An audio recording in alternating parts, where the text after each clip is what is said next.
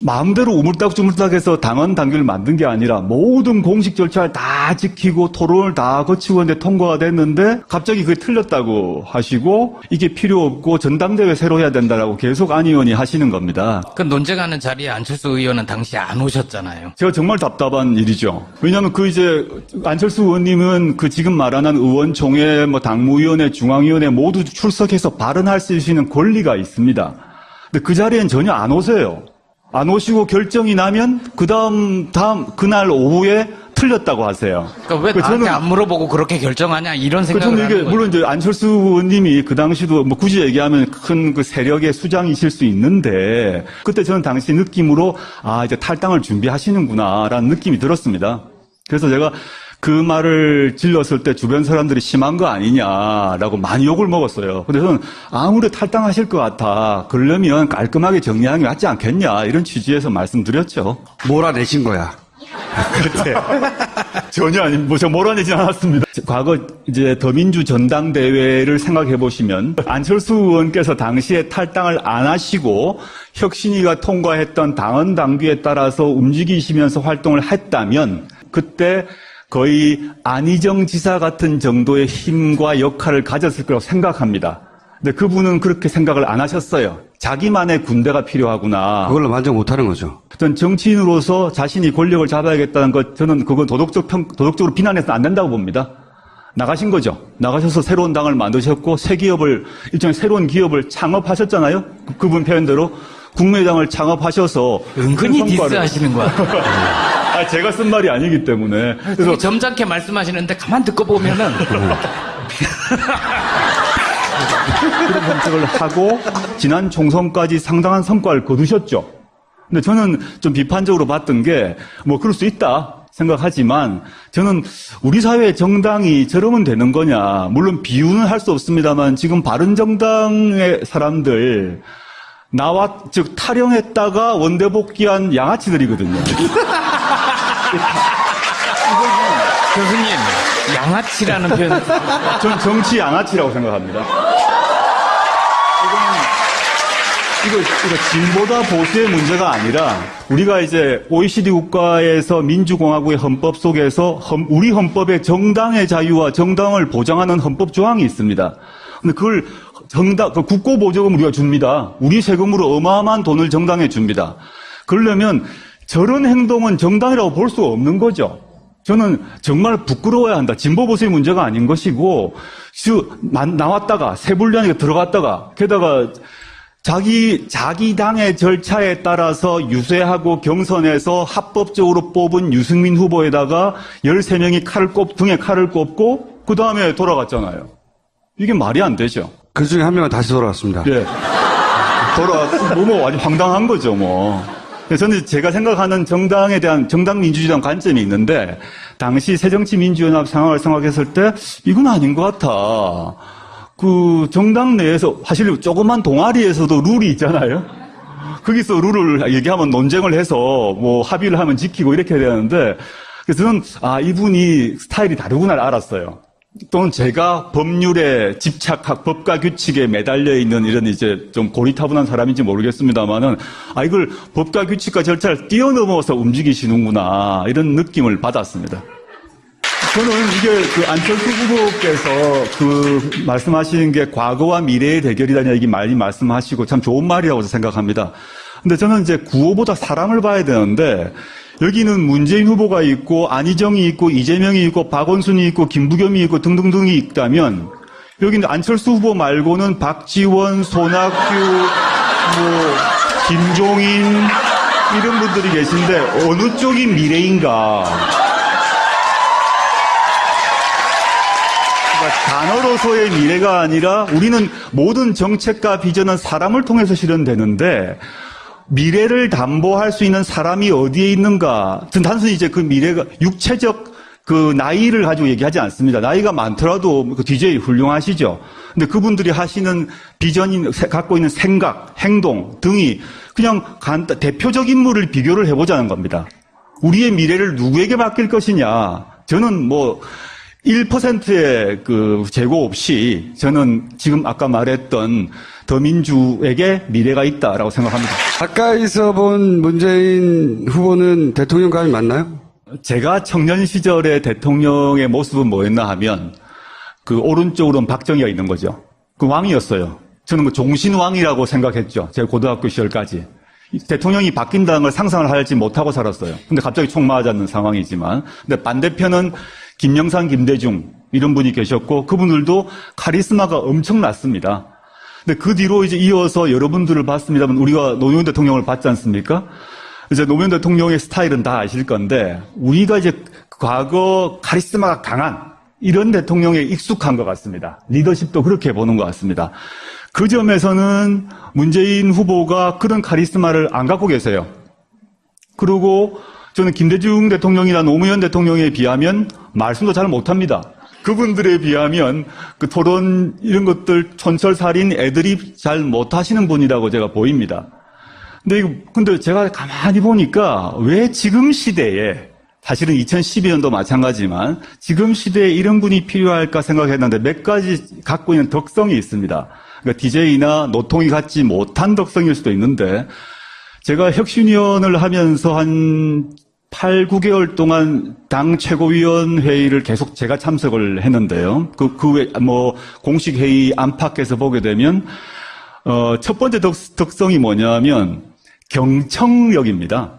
자기한테 좋은 소리건 싫은 소리건 너무 잘 들어줘요. 계속 들어줍니다.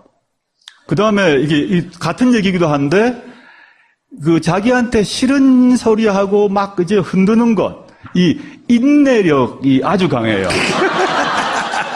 생각보다 인내력이, 어떻게 봐서 사람들이 이제 신사다, 점잖다, 이렇게, 실제 그러하신데, 신사다, 점잖다, 이런 것이 이제 무골호인이다, 이런 의미가 아니고, 아주 잘 참아요.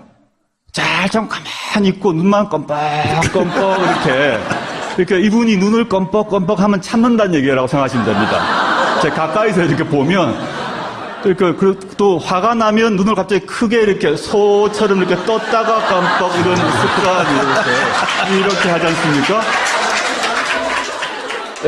근데 홍준표다, 노통이다, 좌우가 다르지만 바로 말로 카운터 펀치를 날린다면 문의 특성은 막 공격이 나오고 화가 나도록 하면 말을 하지 않고 보통 이렇게 눈을 그러니까 껌뻑껌뻑 하면 그때 사귀는 거죠. 그때 이렇게 사귀었다가 말을 하는. 그 다음에 하나 더 말씀드리고 싶은 거는 아까 대통령의 덕성인데 엄청난 원칙주의자입니다. 매우 원칙주의자입니다. 아까 신사란 이미지 때문에 그냥 이렇게 악수 잘하고 할 것 같습니다만은 다른 말로 하면 고집이 센 거죠. 고집이 셉니다. 원칙주의자란 말은 제가 혁신위원 할 때만 생각해보게 되면 혁신위원을 제가 받아들이는 조건으로 그 당시 문 대표님에게 우리 혁신안을 만들게 되면 문 대표님 또는 문 대표님 사람도 날아갈 가능성이 있다. 그에 대해서 간섭할 거냐 안 할 거냐에 대해서 간섭하지 않겠다는 걸 지켜달라라고 얘기했습니다. 일체 전화해가지고 이건 좀 봐줘라 이런 거 있을 수 있잖아요. 언론이 나지 않지만 근데 저한테 혁신위원 그 전체 기간 동안에 7, 8개월 동안에 한 번도 전화를 안 했습니다. 안 친한 거 아니에요? 근데 보통 그 경우 제가 모르는 사이도 아닌데 문자를 보내거나 전화 한 통화 할 수도 있는데 한 번도 전화를 안 했습니다. 그리고 그 뒤로 보더라도 이제 혁신안이 통과되느냐 마느냐 가지고 거의 분당 직전에 왔을 때 당시에 문 대표가 뭐라고 그랬냐면 당원 전체 전당원 투표를 걸겠다. 이게 혁신안이 통과 안 되면 내가 대표직 그만두겠다는 것을 전당원 투표에 걸겠다라고 대표직을 걸었습니다. 사람들이 막 결사적으로 말렸어요. 이게 통과 안 되면 어떡하냐라고 하는데 저는 이제 걸어야 된다는 입장이었어요. 사실은 입장인데 그런 점에 있어서 수많은 사람들이 아예 안 됩니다. 그거 떨어지면 어떡합니까? 그럼 대표직 그만둬야 되잖아요. 이렇게 당내 세력이 어떤지 모르는 상태고 지금처럼 분당 이후에 문 대표를 지키자고 많은 분들이 대거 입당을 했지 않습니까? 그 이전 얘기입니다. 불리한 조건이었어요. 당 세력으로는. 근데 끝까지 하겠다고 그러더라고요. 그래서 이분이 그 경청을 하는 사람이고 비판적인 말을 인내를 하고 경청 인내 후에 자기 입장을 정해요. 그럼 막 이 황소고집으로 원칙을 지킨다라는 점에서 지금 우리의 시대적 과제가 있지 않습니까? 그게 뭐 경제위기, 국방위기 문제, 민생위기 이런 문제가 있는데 저는 아까 전제했습니다만 문 대표가 말 언변이 이렇게 탁월하지 않습니다. 그런데 이 사람이 말이 끊어지기도 하고 뭐 중언부언하기도 합니다만은 저 사람이 뭔가 내가 하겠습니다라고 하는 게 있어요. 그건 무조건 할 사람이다라고 저는 믿어 의심치 않습니다. 계속 많은 이야기를 하도록 내버려 둘수록 점점 더 멋있게 보이기 때문에 빨리 끊어야 되겠다는 생각이 들고 이 법학자로서 그리고 이제 오랜 세월 정치판에 대해 관심을 가지고 지켜본 사람으로서 이번 대선의 의미가 뭡니까? 12월에 해야 될 대선을 5월에 하지 않습니까? 그 이유가 뭐냐를 생각하면 박근혜 최순실 일당의 국정농단 아닙니까? 박근혜 최순실 일당의 국정농단이 뭐냐? 헌법과 법률을 마음대로 어긴 거죠. 전 법학자로서 물론 일반 시민들도 분노했겠습니다만 법을 가르친 사람으로서 이건 말도 안 되는 얘기를 한 겁니다. 이제 권력을 가진다는 얘기는 뭐냐 하면 우리가 투표로 대표를 뽑는다는 얘기는 그 사람에게 인사권, 그 다음에 국민 세금의 사용권을 5년간 주는 겁니다. 근데 그걸 헌법과 법률을 완전히 어긴 상태에서 만들어서 나라꼴을 시쳇말로 개판으로 만들어 둔 거죠. 그러니까 진보 보수의 문제를 떠나서 저는 이번 대선의 역할은 헌법 정신을 바로 세우는 것이죠. 이게 진보 보수의 문제로 됐다면 탄핵 자체가 불가능했을 겁니다. 바른정당의 사람들이 탈당해가지고 바른정당을 만들어가지고 탄핵에 동참했지 않습니까? 물론 이제 홍준표 쪽에 자유한국당은 얘기할 필요가 없으니까요. 그래서 이걸 정말 우리가 앞으로 5년 동안 문재인 후보가 대통령이 된다 그러면 5년간 할 수 있는 일이 공약을 다 지킬 수 있을 것인가? 쉽지 않다고 봅니다. 아무리 문재인이라 하더라도. 저는 문재인 대표가 되시고 그 뒤에 또 5년 또 그 다음에 5년 이렇게 해서 요번 2017년에 문재인 후보 입에서 나왔던 공약, 우리 여러분들이 받았던 공약집이 완성되고 실제 실현되려면 10년 이상 걸릴 거라고 봅니다. 근데 지금 시점에 문재인 정권이 해야 될 일은 가장 기본적으로 나라의 뿌리를 새로 박는 거죠. 기둥을 새로 잡는 걸 먼저 하고, 그게 이제 1차적인 것 같고요. 법학자 입장에서는. 그의 기초에서 두 번째는 저는 민생위기라고 봅니다. 이 민생이 워낙 안 좋은 상태이기 때문에 저는 국가의 안보 문제나 이 문제는 다르게 외교적으로 처리할 거라고 보고, 우리가 외교 문제를 우리가 나서서 해결할 수는 없지 않습니까? 그거는 이제 청와대와 외교부 등등에서 할 거라고 믿어 의심치 않고요. 당장 우리의 삶을 바꾸는 그런 대통령이 돼야 될 것 같고, 그거는 임기 초기 3년에 빨리 해야 될 것 같아. 왜냐하면 아무리 우리 사회에서 뭐 위대한 분이 대통령이 되더라도 5년차 임기가 5년이기 때문에 4년차 들어가면 힘이 빠지거든요. 그래서 초기 3년에 빨리 법과 원칙을 세우고 그다음에 민생 문제를 해결하고 이런 걸 하면 사람들이 법과 원칙을 세우고 나의 삶이 달라졌다라고 보면 이 사람 말고 그다음 사람에게도 한번 맡겨보지 않겠습니까? 그러면 또 한 10년 가는 거죠. 민주개혁 세력의 장기 집권을 꿈꾸시는 거예요? 전 아주 강력히 꿈꾸고 있습니다. 마음대로 우물딱주물딱해서 당헌 당규를 만든 게 아니라 모든 공식 절차를 다 지키고 토론을 다 거치고 있는데 통과가 됐는데 갑자기 그게 틀렸다고 하시고 이게 필요 없고 전당대회 새로 해야 된다라고 계속 안 의원이 하시는 겁니다. 그 논쟁하는 자리에 안철수 의원은 당시 안 오셨잖아요. 제가 정말 답답한 일이죠. 왜냐하면 안철수 의원님은 지금 말하는 의원총회, 당무위원회, 중앙위원회 모두 출석해서 발언할 수 있는 권리가 있습니다. 근데 그 자리엔 전혀 안 오세요.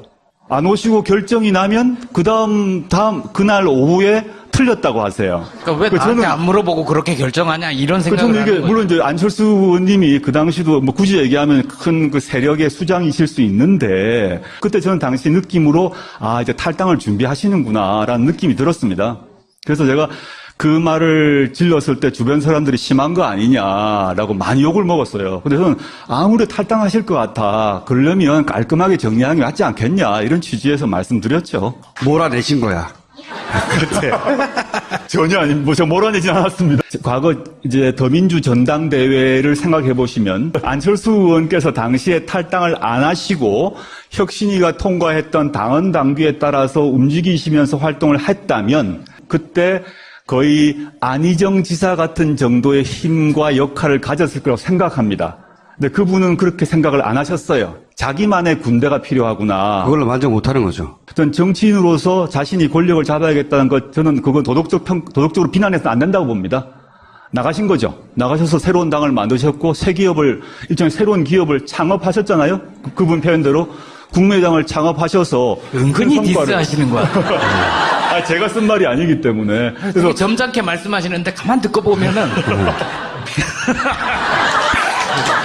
정책을 하고 지난 총선까지 상당한 성과를 거두셨죠.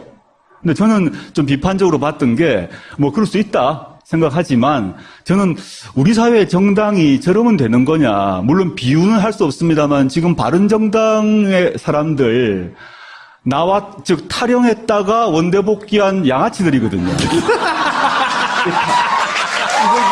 교수님 양아치라는 표현 저는 정치 양아치라고 생각합니다. 불리한 조건이었어요. 당 세력으로는. 근데 끝까지 하겠다고 그러더라고요. 그래서 이분이 그 경청을 하는 사람이고, 비판적인 말을 인내를 하고, 경청 인내 후에 자기 입장을 정해요.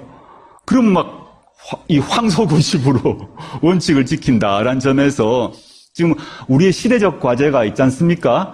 그게 뭐 경제위기, 국방위기 문제, 민생위기 이런 문제가 있는데, 저는 아까 전제했습니다만, 문 대표가 말 언변이 이렇게 탁월하지 않습니다. 그런데 이 사람이 말이 끊어지기도 하고, 중언부언하기도 합니다만은 저 사람이 뭔가 내가 하겠습니다라고 하는 게 있어요. 그건 무조건 할 사람이다. 라고 저는 믿어 의심치 않습니다.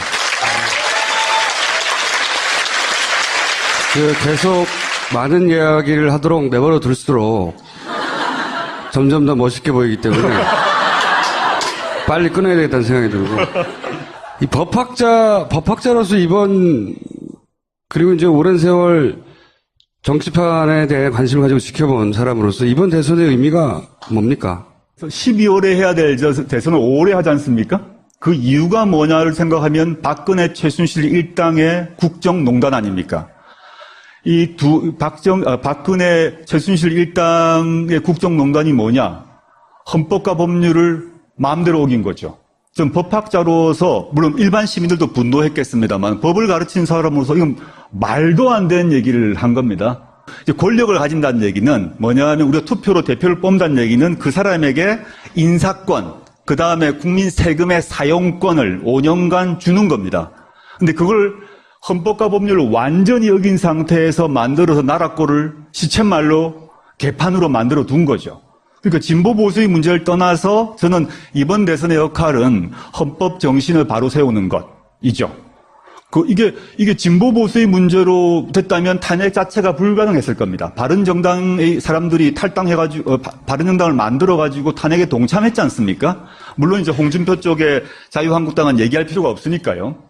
그래서 이걸 정말 우리가 앞으로 5년 동안 문재인 후보가 대통령이 된다 그러면 화가 나면 눈을 갑자기 크게 이렇게 소처럼 이렇게 떴다가 깜빡 이런 습관이 이렇게 하지 않습니까? 그러니까 근데 홍준표다, 노통이다, 그러니까 좌우가 다르지만 바로 말로 카운터 펀치를 날린다면 문의 특성은 막 공격이 나오고 화가 나도록 하면 말을 하지 않고 보통 이렇게 눈을 이렇게 껌뻑껌뻑 하면 그때 사귀는 거죠. 그때 이렇게 사귀었다가 말을 하는. 그 다음에 하나 더 말씀드리고 싶은 거는 아까 대통령의 덕성인데 엄청난 원칙주의자입니다. 매우 원칙주의자입니다. 아까 신랄한 이미지 때문에 그냥 이렇게 악수 잘하고 할 것 같습니다만은 다른 말로 하면 고집이 센 거죠. 고집이 셉니다. 원칙주의자란 말은 제가 혁신위원 할 때만 생각해 보게 되면 위원을 제가 받아들이는 조건으로 그 당시 문 대표님에게 우리 혁신안을 만들게 되면 문 대표님 또는 문 대표님 사람도 날아갈 가능성이 있다. 그에 대해서 간섭할 거냐 안 할 거냐에 대해서 간섭하지 않겠다는 걸 지켜달라라고 얘기했습니다. 일체 뭐 전화해가지고 이건 좀 봐줘라 뭐 이런 거 있을 수 있잖아요. 언론이 나지 않지만. 근데 저한테 혁신위원 그 전체 기간 동안에 7, 8개월 동안에 한 번도 전화를 안 했습니다. 안 친한 거 아니에요? 근데 보통 그 경우 제가 모르는 사이도 아닌데 문자를 보내거나 전화 한 통화 할 수도 있는데 한 번도 전화를 안 했습니다. 그리고 그 뒤로 보더라도 이제 혁신안이 통과되느냐 마느냐 가지고 거의 분당 직전에 왔을 때 당시에 문 대표가 뭐라고 그랬냐면 당원 전체 전당원 투표를 걸겠다. 이게 혁신안이 통과 안 되면 내가 대표직 그만두겠다는 것을 전당원 투표에 걸겠다라고 대표직을 걸었습니다. 사람들이 막 결사적으로 말렸어요. 이게 통과 안 되면 어떡하냐라고 하는데 저는 이제 걸어야 된다는 입장이었어요, 사실은. 입장인데 그런 점에 있어서 수많은 사람들이 아예 안 됩니다. 그거 떨어지면 어떡합니까? 그럼 대표직 그만둬야 되잖아요. 이렇게 당내 세력이 어떤지 모르는 상태고 지금처럼 분당 이후에 문 대표를 지키자고 많은 분들이 대거 입당을 했지 않습니까? 그 이전 얘기입니다. 이거 진보다 보수의 문제가 아니라 우리가 이제 OECD 국가에서 민주공화국의 헌법 속에서 우리 헌법에 정당의 자유와 정당을 보장하는 헌법 조항이 있습니다. 근데 그걸 국고보조금 우리가 줍니다. 우리 세금으로 어마어마한 돈을 정당에 줍니다. 그러려면 저런 행동은 정당이라고 볼 수가 없는 거죠. 저는 정말 부끄러워야 한다. 진보 보수의 문제가 아닌 것이고 나왔다가 세불련에 들어갔다가 게다가 자기 당의 절차에 따라서 유세하고 경선에서 합법적으로 뽑은 유승민 후보에다가 13명이 등에 칼을 꼽고 그 다음에 돌아갔잖아요. 이게 말이 안 되죠. 그 중에 한 명은 다시 돌아왔습니다. 예. 아주 황당한 거죠, 저는 제가 생각하는 정당에 대한 정당 민주주의에 대한 관점이 있는데 당시 새정치민주연합 상황을 생각했을 때 이건 아닌 것 같아. 정당 내에서 사실 조그만 동아리에서도 룰이 있잖아요. 거기서 룰을 얘기하면 논쟁을 해서 합의를 하면 지키고 이렇게 해야 되는데 그래서 저는 이분이 스타일이 다르구나를 알았어요. 또는 제가 법률에 법과 규칙에 매달려 있는 이런 이제 좀 고리타분한 사람인지 모르겠습니다만은 이걸 법과 규칙과 절차를 뛰어넘어서 움직이시는구나 이런 느낌을 받았습니다. 저는 이게 안철수 후보께서 말씀하시는 게 과거와 미래의 대결이라는 얘기 많이 말씀하시고 참 좋은 말이라고 생각합니다. 근데 저는 이제 구호보다 사람을 봐야 되는데 여기는 문재인 후보가 있고 안희정이 있고 이재명이 있고 박원순이 있고 김부겸이 있고 등등등이 있다면 여기는 안철수 후보 말고는 박지원, 손학규, 김종인 이런 분들이 계신데 어느 쪽이 미래인가? 단어로서의 미래가 아니라 우리는 모든 정책과 비전은 사람을 통해서 실현되는데 미래를 담보할 수 있는 사람이 어디에 있는가? 전 단순히 이제 그 미래가 육체적 나이를 가지고 얘기하지 않습니다. 나이가 많더라도 DJ 훌륭하시죠. 근데 그분들이 하시는 비전이 갖고 있는 생각, 행동 등이 그냥 대표적 인물을 비교를 해보자는 겁니다. 우리의 미래를 누구에게 맡길 것이냐? 저는 1%의 재고 없이 저는 지금 아까 말했던 더민주에게 미래가 있다라고 생각합니다. 가까이서 본 문재인 후보는 대통령감이 맞나요? 제가 청년 시절의 대통령의 모습은 뭐였나 하면 오른쪽으로는 박정희가 있는 거죠. 왕이었어요. 저는 종신왕이라고 생각했죠. 제가 고등학교 시절까지. 대통령이 바뀐다는 걸 상상을 하지 못하고 살았어요. 근데 갑자기 총 맞았는 상황이지만. 근데 반대편은 김영삼, 김대중 이런 분이 계셨고 그분들도 카리스마가 엄청났습니다. 근데 그 뒤로 이제 이어서 여러분들을 봤습니다만 우리가 노무현 대통령을 봤지 않습니까? 이제 노무현 대통령의 스타일은 다 아실 건데 우리가 이제 과거 카리스마가 강한 이런 대통령에 익숙한 것 같습니다. 리더십도 그렇게 보는 것 같습니다. 그 점에서는 문재인 후보가 그런 카리스마를 안 갖고 계세요. 그리고 저는 김대중 대통령이나 노무현 대통령에 비하면 말씀도 잘 못합니다. 그분들에 비하면 토론 이런 것들 촌철살인 애드립 잘 못하시는 분이라고 제가 보입니다. 근데 제가 가만히 보니까 왜 지금 시대에 사실은 2012년도 마찬가지지만 지금 시대에 이런 분이 필요할까 생각했는데 몇 가지 갖고 있는 덕성이 있습니다. 그러니까 DJ나 노통이 갖지 못한 덕성일 수도 있는데, 제가 혁신위원을 하면서 한 8, 9개월 동안 당 최고위원 회의를 계속 제가 참석을 했는데요. 공식 회의 안팎에서 보게 되면, 첫 번째 덕성이 뭐냐면, 경청력입니다. 자기한테 좋은 소리건 싫은 소리건 너무 잘 들어줘요. 계속 들어줍니다.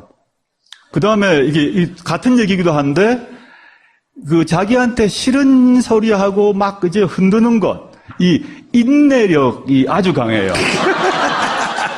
생각보다 인내력이, 어떻게 봐서 사람들이 이제 신사다, 점잖다, 이렇게, 진짜 그러하신데, 신사다, 점잖다, 이런 것이 이제 뭐 무골호인이다, 이런 의미가 아니고, 아주 잘 참아요.